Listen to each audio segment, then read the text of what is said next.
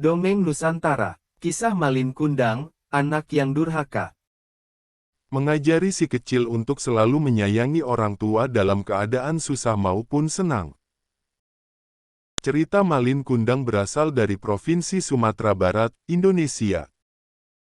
Legenda Malin Kundang sendiri menceritakan tentang seorang anak yang durhaka dan dikutuk menjadi batu. Hiduplah seorang janda bernama Mande Rubayah yang tinggal bersama anak laki-lakinya, Malin Kundang. Zaman dahulu kala ada sebuah cerita di sebuah perkampungan nelayan pantai air manis di Padang, Sumatera Barat. Ada seorang janda bernama Mande Rubayah yang hidup bersama anak laki-lakinya yang bernama Malin Kundang. Mande Rubayah sangat sayang dan memanjakan Malin Kundang. Malin kemudian tumbuh menjadi seorang anak yang rajin dan penurut. Ketika Mande Rubayah sudah tua, ia hanya mampu bekerja sebagai penjual kue untuk mencukupi kebutuhan dirinya dan anak tunggalnya. Suatu hari, Malin jatuh sakit keras, hingga nyawanya hampir melayang, namun akhirnya ia dapat diselamatkan berkat usaha keras ibunya. Setelah sembuh dari sakitnya, ia semakin disayang. Mereka adalah ibu dan anak yang saling menyayangi. Saat dewasa, Malin memohon untuk merantau agar dapat mengubah nasibnya dan ibunya. Saat Malin sudah dewasa, ia meminta izin kepada ibunya untuk pergi merantau ke kota. Karena saat itu sedang ada kapal besar merapat di pantai air manis. "Jangan Malin, ibu takut sesuatu yang terjadi denganmu di tanah rantau sana. Menetaplah saja di sini, temani ibu," ucap ibunya yang sedih setelah mendengar keinginan Malin yang ingin merantau. "Ibu tenanglah, tidak akan terjadi apa-apa denganku," ujar Malin sambil menggenggam tangan ibunya. "Ini kesempatan Bu, karena belum tentu setahun sekali ada kapal besar merapat di pantai ini. Malin ingin mengubah nasib kita Bu, izinkanlah," pinta Malin memohon. Mande Rubayah mengizinkan Malin untuk merantau.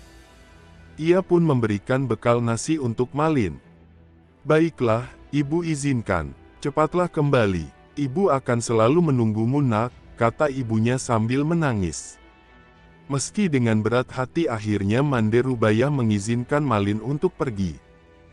Kemudian Malin dibekali dengan nasi berbungkus daun pisang sebanyak 7 bungkus. "Untuk bekalmu dalam perjalanan," katanya sambil menyerahkannya pada Malin. Setelah Malin Kundang berangkat ke tanah rantau meninggalkan dirinya sendiri, Mande Rubayah yang selalu berdoa agar Malin selamat dan cepat.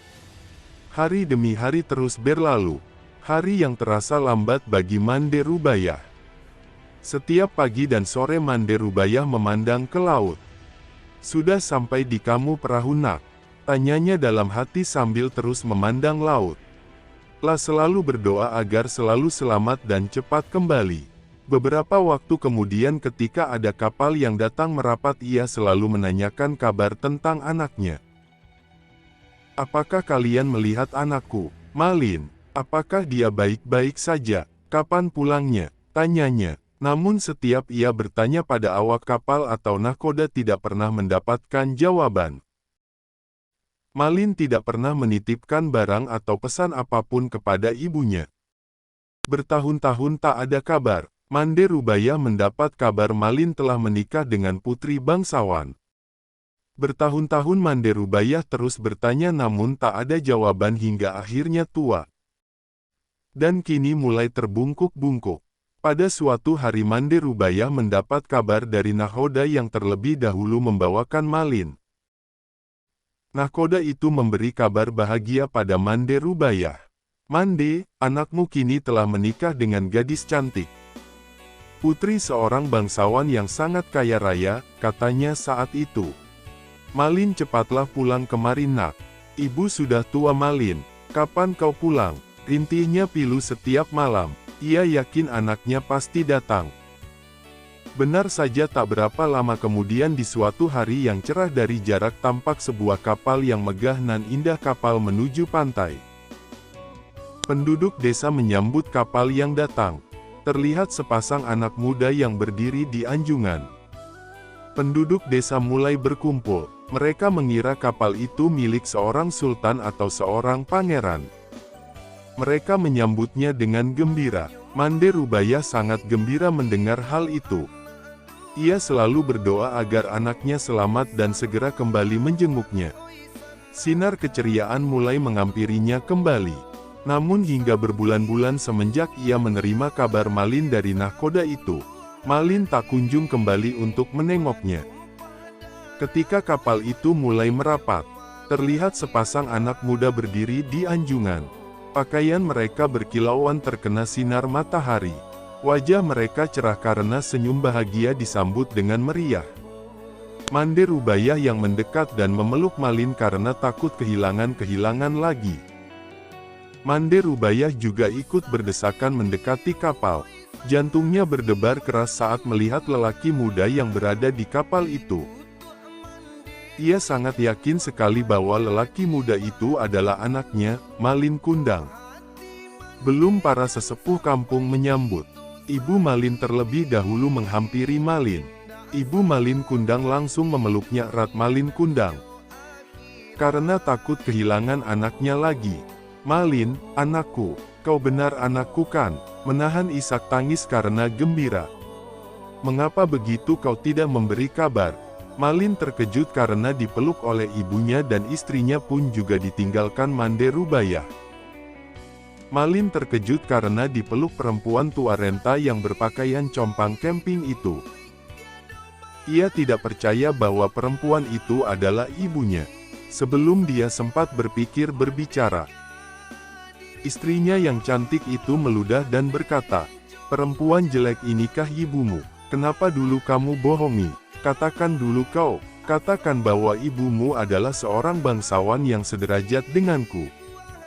Dia sinis. Mendengar kata-kata pedas istrinya, Malin Kundang langsung mendorong ibunya hingga terguling ke pasir. "Perempuan gila, aku bukan anakmu," kasar. Malin tidak mengakui ibunya dan menendang Mande Rubaiyah hingga terkapar di pasir sambil menangis. Mande Rubaiyah tidak akan percaya akan perilaku anaknya. Ia jatuh sambil berkata, "Malin, Malin, anakku, aku ini ibumu, nak. Kenapa kamu jadi seperti ini, nak?" Malin Kundang tidak memperdulikan ibunya. Dia tidak akan mengakui ibunya. Malin Kundang malu kepada istrinya. Melihat perempuan itu bersujud ingin memeluknya. Malin menendangnya sambil berkata, "Hai, perempuan gila, ilmuku tidak seperti engkau, melarat dan kotor." Perempuan tua itu terkapar di pasir, menangis, dan sakit hati. Orang-orang yang melihatnya ikut terpana dan kemudian pulang ke rumah masing-masing. Mande Rubaiyah pingsan dan berbaring sendiri. Ketika ia sadar, pantai air manis sudah sepi. Mande Rubaiyah berdoa dengan hati yang pilu dan kemudian langit menjadi gelap. Dilihatnya kapal Malin semakin menjauh. Ibu tak menyangka Malin Kundang yang dulu disayangi tega berbuat demikian.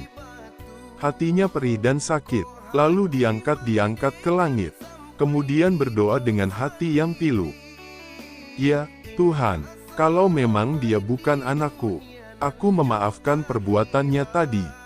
Tapi kalau memang dia benar anakku yang bernama Malin Kundang, aku mohon keadilanmu, ya Tuhan." Dia pilu sambil menangis. Tak lama kemudian cuaca di tengah laut yang tadinya cerah, berubah menjadi gelap. Hujan tiba-tiba turun dengan teramat lebatnya. Datang badai besar yang menghantam kapal Malin Kundang dan tampak sebongkah batu yang mirip dengannya. Tiba-tiba datanglah badai besar, menghantam kapal Malin Kundang, lalu sambaran petir yang menggelegar. Saat itu juga kapal hancur berkeping-keping, kemudian terbawa ombak hingga ke pantai.